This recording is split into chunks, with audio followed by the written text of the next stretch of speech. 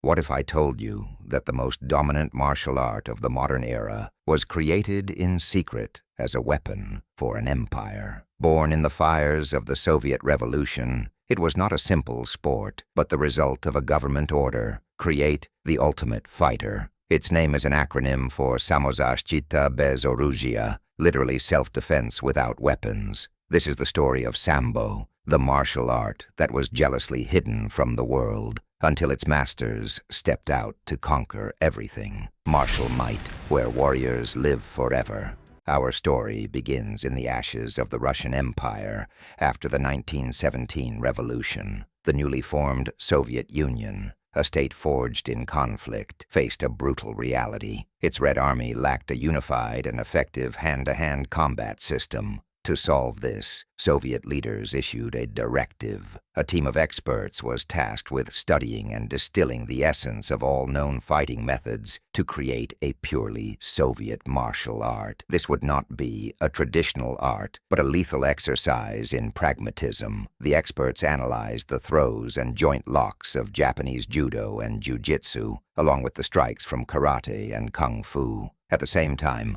they dove into the ancestral wrestling traditions of the Soviet territories, such as Armenian Kok, Georgian Chidaoba, and Yakutian Kapsagai. Anything that worked stayed. Anything unnecessary was discarded. The goal was simple: neutralize any opponent, armed or unarmed, as fast as possible. From this unprecedented synthesis emerged three key figures, the pillars of what would become Sambo. The first was Viktor Spiridonov, a World War I veteran. A bayonet wound had left his left arm partially disabled, forcing him to develop a more technical style based on redirecting an opponent's force rather than overpowering them. His realistic, efficiency-driven approach became essential for Soviet police and bodyguards. The second, and perhaps the most influential, was Vasily Oshchepkov, a combat genius who lived between two worlds. Sent to Japan as a youth, he became one of the first foreigners to earn a black belt in Judo under its founder,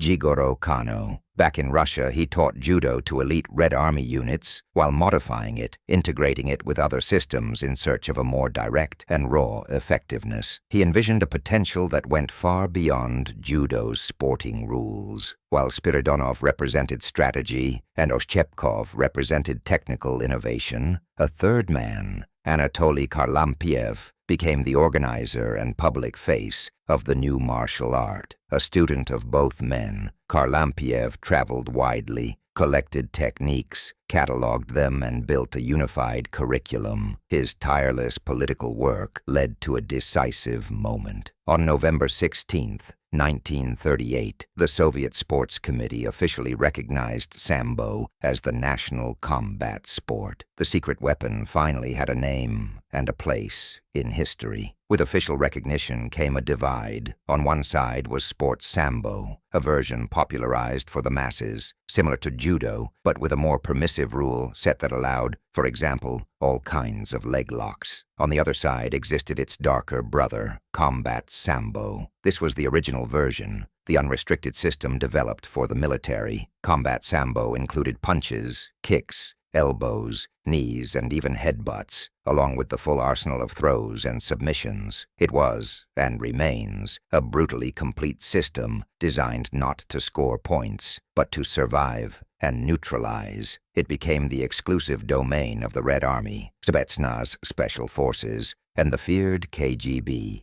For decades, Combat Sambo remained hidden behind the Iron Curtain, a combat tool whose lethality became legend and whose practitioners were like ghosts. But the history of Sambo is not without tragedy. In the 1930s, the Soviet Union was consumed by Stalin's Great Purge. Vasily Oshchepkov, the man who brought Judo to Russia and transformed it, became a target. Because of his deep ties to Japan, he was accused of espionage. In 1937, he was arrested and sent to a gulag, where he died in his cell. officially of a heart attack just a year before the art he helped create was celebrated as a national treasure. His name was erased from Sambo's history for years, another ghost consumed by the Soviet machine. Despite tragedy and secrecy, Sambo's effectiveness was undeniable. It was nicknamed the Invisible Weapon during World War II, where it is said to have saved countless Soviet soldiers in close combat. The outside world caught only glimpses of its power through rare international competitions that revealed flashes of a formidable system born on the Russian steppes. But its true potential would remain hidden until the end of the Cold War. For decades, Sambo was the champion of an isolated kingdom.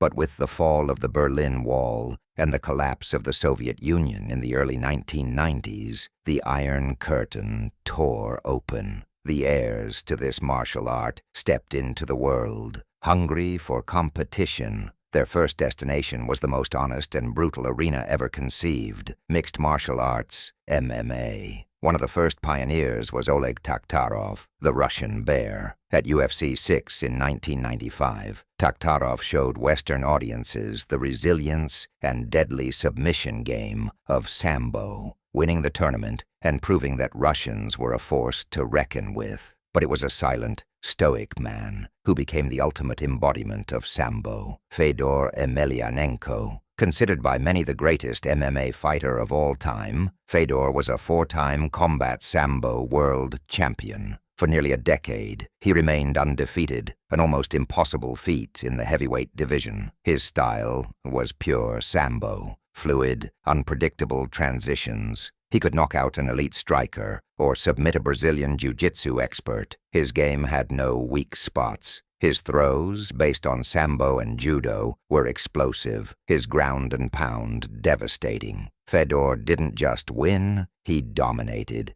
He was the last emperor, and his reign proved to the world the superiority of the Soviet combat system. After Fedor's reign came a new wave of fighters from Dagestan, a Russian region with a fierce wrestling culture. The most famous among them is Khabib Nurmagomedov, the Eagle. Khabib took Sambo grappling to a level of pressure and control never before seen in the UFC. His style, a relentless blend of Sambo and wrestling, was defined by constant pursuit, inevitable takedowns, and suffocating ground control that broke his opponent's will. A popular phrase printed on one of his shirts captured the proud mentality of its practitioners. If Sambo was easy, it would be called Jiu-Jitsu. He retired, undefeated, solidifying his legacy and Sambo's place at the top of the sport. Today, the torch is carried by fighters like Islam Makhachev, continuing Khabib's lineage and proving that Sambo's influence in MMA is not a trend, but a constant.